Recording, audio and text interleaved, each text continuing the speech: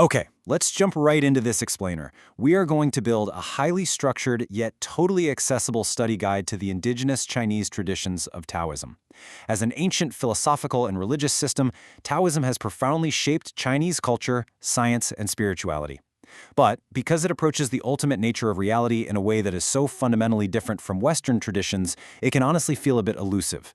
And that's exactly why we are going to break it down step by step today, strictly focusing on the core indigenous beliefs, texts, and practices of the Tao.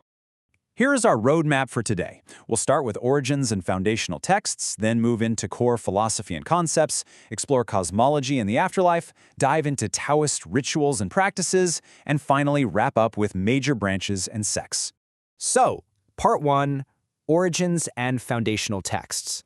It is super fascinating to ground the legendary figure of Lao Tzu, who supposedly wrote the core text, the Tao Te Ching, right in the middle of the Warring States period of ancient China.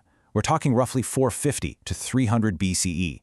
Now, modern scholars love to debate if Lao Tzu was even a real historical person. Some think he's actually a composite, a sort of mashup of several ancient hermits and wise men. But honestly, his legendary impact, it is absolutely monumental. Combine his work with another pivotal figure, Zhuangzi, who brought us these incredibly deep mystical parables, and you've got the inner cultivation masters who literally laid the groundwork for everything we now call Taoism. And it all kicks off with this mind-bending text. This famous opening line sets up the ultimate apophatic explanation of Taoism. Now, apophatic is really just a fancy word for describing something by talking about what it is not. The whole idea here is that the ultimate truth is formless, it's unnameable, and it completely transcends all human analysis. The very second you try to pin it down with language, well, you've already missed the eternal reality. It is a pretty profound place to start a belief system, right? All right, let's move on to Section 2, Core Philosophy and Concepts. So the Tao literally translates to the way or the path, but philosophically speaking, it's the ever-present origin. It represents this pan-Hellenic reality, meaning nature itself is deeply sacred. Now the Tao isn't some warrior god or a conscious creator sitting up on a throne somewhere. Instead, think of it as a boundless, infinite natural pattern. It allows all beings to exist, but it never lords over them.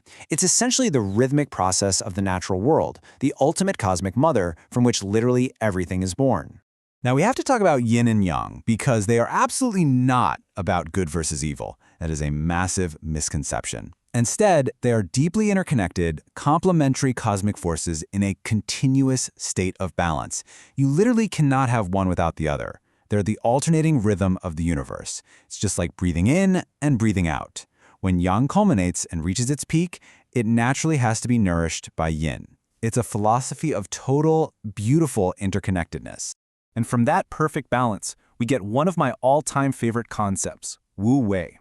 In stark contrast to forced intentional action or super strict societal rules, Wu Wei is all about letting go of ego and stepping back from forceful interference to allow for natural harmony. It translates to non-action or effortless action. But hey, it definitely does not mean being lazy. It just means aligning your actions with the natural flow of the Tao so perfectly that your efforts become completely frictionless. Think of swimming with the river's current instead of thrashing around against it. To successfully practice Wu Wei, you've got to hit a state called Ziran. This essentially means being self-so, or completely natural. To get there, you have to free yourself from endless human desires and chronic overthinking. Taoists use this gorgeous metaphor of the uncarved log, or pu. The idea is that before culture, education, and ego come along and carve us into specific shapes, our original nature is just like an uncarved block of wood. Simple, limitless in its potential, and perfectly in tune with the universe. Moving on to Section 3, Cosmology and the Afterlife. Let's literally build the universe step by step, looking at the visual stages of Taoist cosmology. First up, there is Wuji, the absolute formless void. Out of that void pops Taiji, which is the concentrated cosmic unity. Then, that oneness splits into two, giving us our complementary forces of yin and yang. Those two then blend together to create the three pure ones. And from that dynamic combination, the 10,000 things, which basically means all the physical matter and living beings in our universe, burst right into existence. Now, because we are born from this massive cosmic process, the Taoist view of death is actually incredibly peaceful. Instead of looking for an otherworldly heaven or being terrified of a fiery hell, death is just seen as a natural transformation. It's simply a dispersal of energy, a peaceful return to the root, right back to the great cosmic mother, the Tao. It's really just another phase in a totally continuous, endless cycle of birth, death, and rebirth. And the engine driving all of this transformation is qi. Qi is the vital life force, the subtle breath, the actual material energy of the universe. It is constantly transforming between condensed physical life and diluted invisible potential. Literally everything in the universe has a specific amount of qi, and the quality and the flow of your qi directly determines your overall health, your state of mind, and even your longevity. This brings us to the super profound practice of Nidan, or inner alchemy. Here, we basically map the human body as this dynamic, living biological landscape. Think of the energy channels in your body like flowing rivers, and the dantians as these deep, life-giving reservoirs. Practitioners work to harvest and refine the three treasures inside these reservoirs. You've got Jing, your foundational essence, Qi, the flowing energy itself, and Shen, your subtle spiritual consciousness. By cultivating these, Taoists are aiming for extreme longevity and even a state of spiritual immortality known as Shen.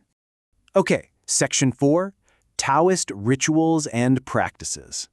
It all starts right with the physical body. Taoists actively cultivate their qi through daily movements like Tai Chi and dynamic breathing meditations like Qigong. They also practice what Zhuangzi famously called the fasting of the mind. This means emptying your brain of all those scattered, anxious thoughts so your qi can just flow naturally.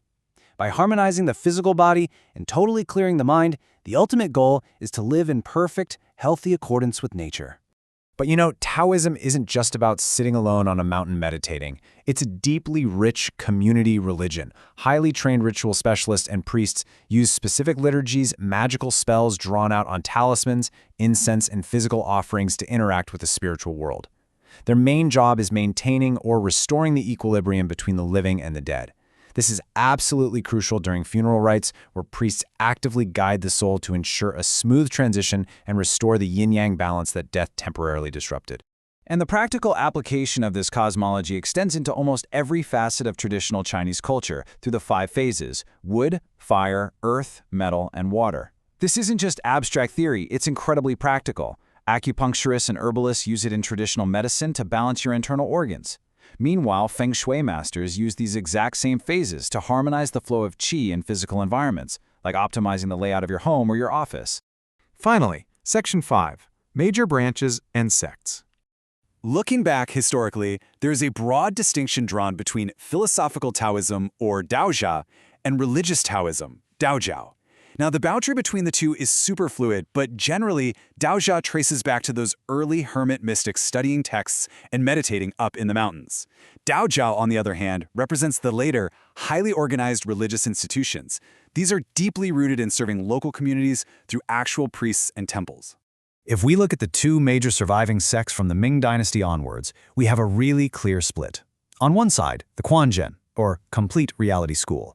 They operate much more like traditional monks. They live in monasteries, practice asceticism, and focus heavily on that inner alchemy we talked about. On the other side is the Zhengyi, or Orthodox Unity School. These folks are often householder priests. They marry, they live right in the community, and they focus on providing local rituals, talismanic magic, and temple organization for everyday people. Both are super vital, living expressions of the Tao today. As we wrap up this explainer, I really want to leave you with a provocative thought about applying all this ancient Taoist spontaneity and balance to your modern hyperactive life. We live in a society that constantly demands more effort, more stress, and more intentional action. But what if the absolute greatest accomplishments come from taking a step back?